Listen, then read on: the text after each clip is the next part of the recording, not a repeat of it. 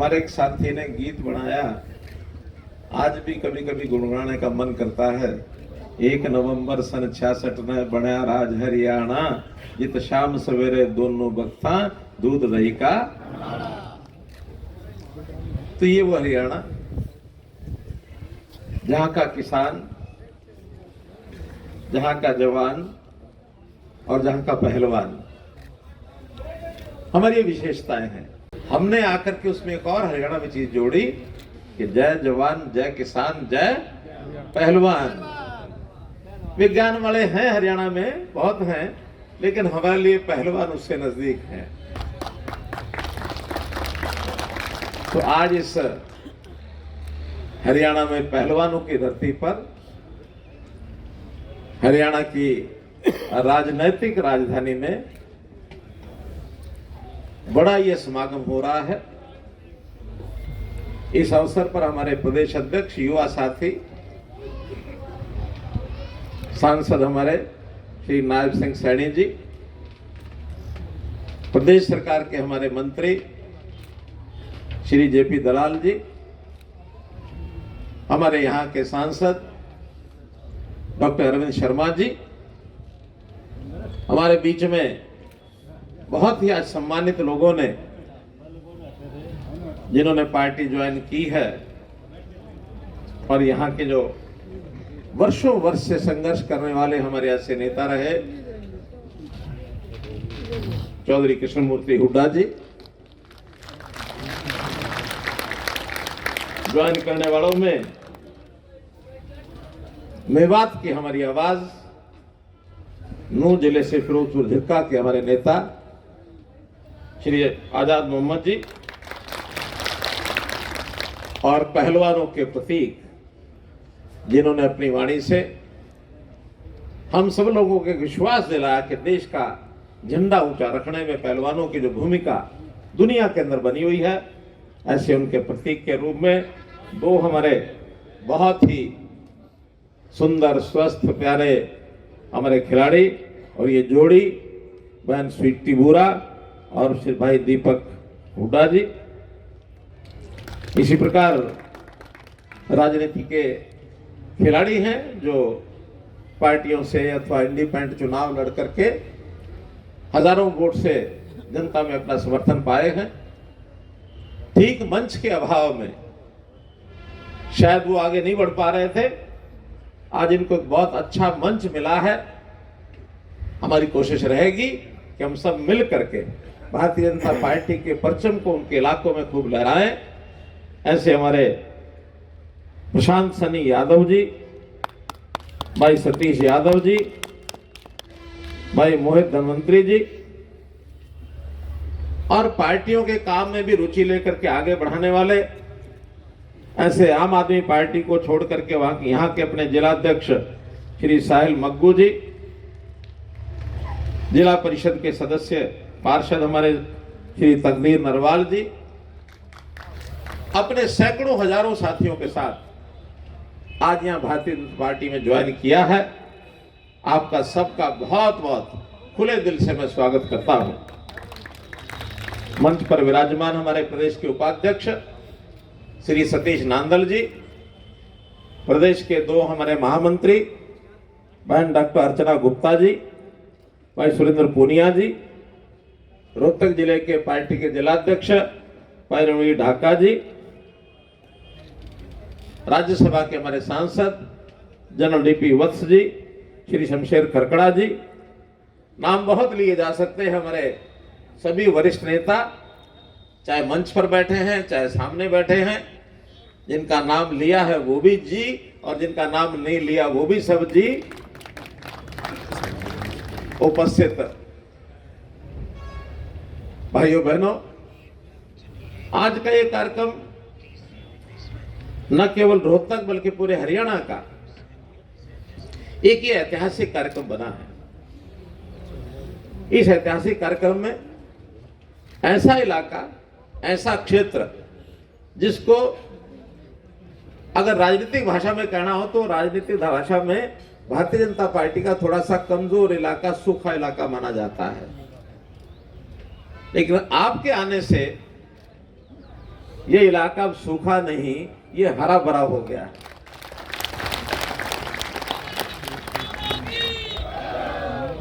किसी भी संगठन या पार्टी को चलाने के लिए कुछ महत्वपूर्ण बातों में अगर गिने तो उस संगठन का या उस पार्टी का उद्देश्य होता है, कुछ उसके कुछ मूल्य होते हैं, उसका कुछ लक्ष्य होता है कि हमको क्या जाना है, उसकी विचारधारा होती है।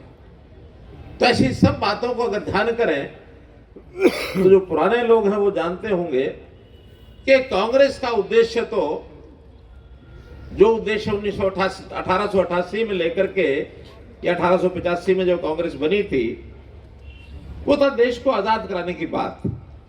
यहां तक तो मैं कांग्रेस के ऐसे जितने भी उस समय के वरिष्ठ हमारे नेता, वरिष्ठ ऐसे देश को एक दिशा देने वाले लोग, गांधी जैसे लोग, सुभाष चंद्र जैसे लोग, लोकमान्य तिलक जैसे लोग, कितनी वरिष्ठ हस्तियां उस समय हुई, देश को आजाद कराया।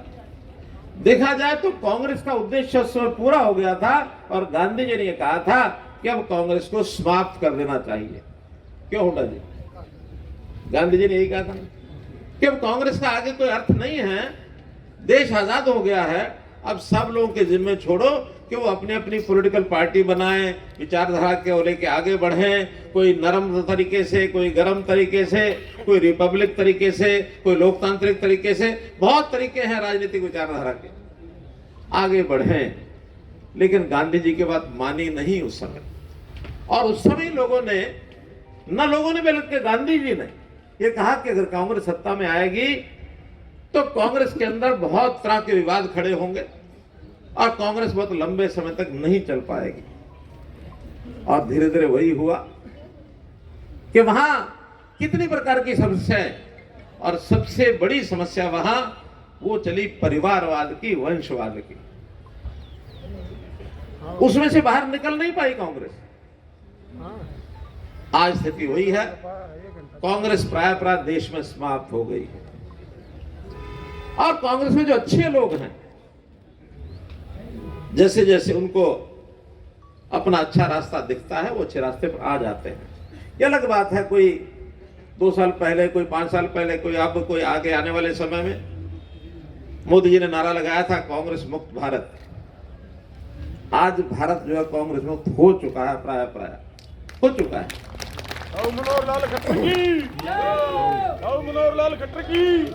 और अगर मैं मूल्यों की बात करूं तो हर पॉलिटिकल पार्टी कुछ मूल्य होते हैं।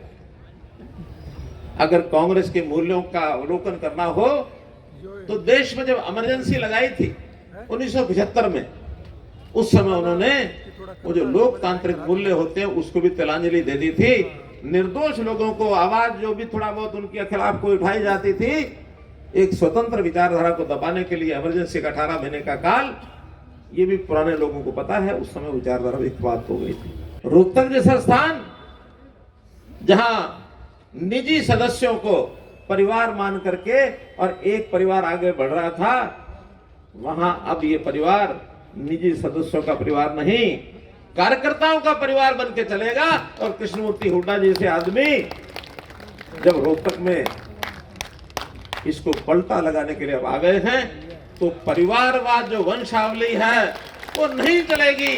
अब इस रोहतक के अंदर राष्ट्रीय विचार ये उत्पन्न होकर के आगे बढ़ेगा और इसका परिणाम बहुत दूर नहीं, अभी महीनों में ही मिल जाएगा।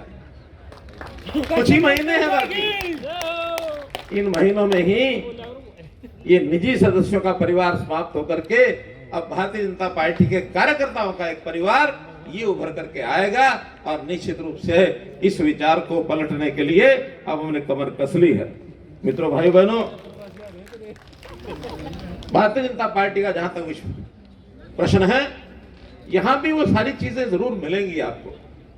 हमारा उद्देश्य राष्ट्रोत्थान, देश को कैसे आगे बढ़ाना और देश को दुनिया में स्थान दिलवाना। और ये पिछले 10 वर्ष में जब से मोदी जी ने सरकार संभाली है, आज हम कोई भी, जैसे स्वीटी बोरा बता रही थी, क्या देश में दुनिया में हम जाते हैं तो भारत देश के प्रति जो पहले तो भी हम बात को रख करके अपना माथा ऊंचा नहीं कर सकते थे, सीना चौड़ा नहीं कर सकते थे। आज देश में जब बाहर विदेश में जाते हैं, भारतवर्ष से आए हैं, तो भारत का एक सम्मान से लोग देखते हैं उनको। क्यों? आज देश की स्थितियां बदल चुकी हैं। कभी एक नॉन अलाइंड मूवमेंट आपने सुनी होगी कि हम तो दुनिया कहीं बट जाए कुछ करे, हम किसी के साथ भी संबंध अपना नहीं जोड़ेंगे, ना हम इधर जाएंगे ना उधर जाएंगे, बीच में खड़े होकर देखते रहेंगे। लेकिन मोदी जी ने बदल दिया सारा काम। मोदी ने कहा कि नहीं, जरूर बोलेंगे। किधर बोलेंगे? जो ठीक होगा उसके समर्थन में खड़े होंगे, जो गलत होगा उसका विरोध करेंगे। अगर हम अपने आप गूंगे बन के क्यों बैठे रहेंगे? गूंगे आदमी को मानो उस नाते से जिसका विचार नहीं है कोई, जिसकी जुबान नहीं है कोई, जो बोल नहीं सकता है, वो अपने विचारों को प्रकट नहीं कर सकता है, उसका कोई सम्मान नहीं होता है। धड़ल्ले से बोलना, यही दुनिया के अंदर ताकत का प्रदर्शन होता है। आज अमेरिका में समस्या आती है तो अमेरिका याद करता है किसको? नरेंद्र मोदी जी को। वो अमेरिका जिसने मोदी जी को वीजा देने के लिए मना कर दिया था कि नहीं, हम आपको अपने देश में नहीं आने देंगे, वही अमेरिका आज दोस्ती का हाथ आगे बढ़ाया है। वो रशिया जिसके साथ कभी कोई हिस्सा जुड़ जाता था, कभी कोई हिस्सा जुड़ जाता था, आज रशिया और यूक्रेन जब लड़ाई होती है तो रशिया भी भारतवर्ष की तरफ देखता है, यूक्रेन भी भारतवर्ष की तरफ देखता है। हमारे कुछ विद्यार्थी इस लड़ाई में यूक्रेन में फंस गए थे। जब यूक्रेन में फंसे, बहुत देशों के बच्चे फंस गए थे, लेकिन मोदी जी ने कहा कि देखिए हमारे हजारों बच्चे वहां फंसे हुए हैं और उन बच्चों को बाहर निकालना है, तो मेरा आपसे शुरू में कहना ही ऐसे ही होता कि निवेदन है। इस निवेदन शब्द के आधार पर कहा कि आप 24 घंटे के लिए एक क्या कर दो, युद्ध विराम कर दो। 24 घंटे युद्ध विराम कर दो। हमारा उद्देश्य है कि हम अपने बच्चों को बाहर निकाल के ले आए, एक बार वो आ जाए, फिर लड़ना हो तो बेशक शुरू कर देना। और मोदी जी के कहने पर 24 घंटे वहां युद्ध विराम हुआ। यूक्रेन ने, रशिया ने अपनी लड़ाई रोकी और हमारे 22,000 से ज्यादा बच्चे वहां से निकल, नहीं इससे भी ज्यादा थे, 26 वही 22-26 से यानी 25-30 हजार ऐसे बच्चे, उनको हमने बाहर निकाला। हमारे प्लेन वहां गए, प्लेन में बिठाया, सबको लेके आए सुरक्षित, एक भी बच्चे को खरोंच नहीं आने दी। अब ये ताकत नरेंद्र मोदी की, बाकी सबके फंसे रहे। हाँ, उस आड़ में अगर उसी 24 घंटे में जो निकल आए होंगे, निकल आए होंगे। नहीं, भारत के तो आ गए, मैं कहता हूँ दूसरे देशों के भी अगर निकल के आए होंगे तो निकल आए। मैं वही कह रहा हूँ कि ये ताकत है हमारे देश की। अब देश की आवाज को नकार नहीं सकता है कोई, तो ये हमारा उद्देश्य है। हम देश में, अपने देश को दुनिया की एक बड़ी ताकत ये बनाना चाहते हो तो बढ़ गए हैं। मोदी जी ने भी 3 दिन पहले कहा कि 2013 के अंदर जब पार्लियामेंट में भाषण दिया, उस समय के प्रधानमंत्री ने, उन्होंने कहा कि हम दुनिया में 11वें स्थान पर आ गए हैं और दुनिया में 5वें स्थान पर हम 30 साल के अंदर आ जाएंगे, अर्थात 2043 में हम 5वें स्थान पर आ जाएंगे। उन्होंने टारगेट रखा, लक्ष्य रखा, चलो अच्छी बात है। लेकिन मित्रों, जिस तेज गति से 2013 के बाद 14 से लेकर आज तक शासन चलाया है, आज हम 5वें स्थान में 2023 में आ गए हैं, 20 साल पहले आ गए। जो टारगेट उन्होंने 30 साल का रखा था, हम 10 साल के अंदर उस टारगेट पर आ गए और आने वाले 5 साल के अंदर हम तीसरी बड़ी शक्ति ये दुनिया की बनने वाली है। तीसरी बड़ी शक्ति हम जापान, जर्मनी, इसको भी क्रॉस कर जाएंगे। तो भाई बहनों, ये देश की हालत, देश की सिस्टम, ये देश की आर्थिक स्थिति, और वही हमको हरियाणा में भी उसका आभास हो रहा कि नहीं हो रहा मुझे मालूम नहीं, ये तो आपको पता होगा। लेकिन ये जो राम राज्य की कल्पना की गई है, 22 जनवरी को जिस रामचंद्र जी के मंदिर का वहां मूर्ति प्रस्थान हुआ है, उसके कारण से देश में राम राज्य की जो चर्चा चली है, हरियाणा तो बहुत पहले से अपनी योजनाएं बना करके व्यवस्था परिवर्तन के बहुत सारे काम किए कि कोई भाई भतीजावाद नहीं चलेगा, कोई क्षेत्रवाद नहीं चलेगा। हरियाणा हरियाणवी एक, ये मैंने 2014 में नारा दिया था। उस समय लोग कहते थे इसका अर्थ क्या है? इसका अर्थ यही है, मैं उसमें कोई आलोचना नहीं कर रहा, लेकिन एक भूमिका हर एक उस समय के मुख्यमंत्री की होती थी कि जहां से मैं चुनाव लड़ता हूं मेरे लिए तो वही हरियाणा है। ये उस समय का उनकी भूमिका होती थी। आज हमने करनाल के लोगों को कहा कि मैं विधायक करनाल का हूं, लेकिन मुख्यमंत्री पूरे प्रदेश का हूं। मेरे समय में सारे प्रदेश में एक समान, किसी के साथ भेदभाव नहीं होगा। चाहे फिर नौकरियां हो, चाहे ट्रांसफर्स हो, चाहे उस समय के गोरख धंधे, ये CLE और लाइसेंस चलते थे। पहले क्या होता था, हर फाइल मुख्यमंत्री के कार्यालय में आती थी, उनकी सहमति होती थी कि इसको CLU देना कि नहीं देना, इसको लाइसेंस देना कि नहीं देना। 1 नवंबर 2016 जब हमें किसी ने बताया, 1 साल भर लग गया हमको समझने में कि ये ताकत अभी मुख्यमंत्री के पास है। मैंने कहा मुख्यमंत्री के पास क्यों है भाई? मैं कौन से जानता हूं कौन सा किला कहाँ है और किसके खिलाफ क्या कार्रवाई होने और कौन से मकान कैसे बढ़ने हैं। ये काम डायरेक्टर टाउन कंट्री प्लानिंग का है, अपने हाथ से करे, ठीक करेगा तो वाहवाही हो जाएगी, गलत करेगा तो उठा के जेल के अंदर डाल देंगे। हमने उसे वो ताकत ही छोड़ दी। आज कोई फाइल CLE की या किसी लाइसेंस की मुख्यमंत्री कार्यालय में नहीं आती। बहुत सी ताकतें छोड़नी पड़ती है न्याय करने के लिए।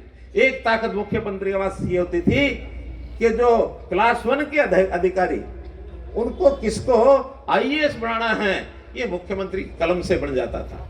ज्यादा नहीं, साल में 1 बन जाता था। जब हम आए तो हमें ये बताया गया कि ऐसे ऐसे होना। मैंने कहा मेरे पास कौन सा पैमाना है कि कौन सा क्लास 1 अधिकारी जो है बढ़िया है, कौन सा घटिया।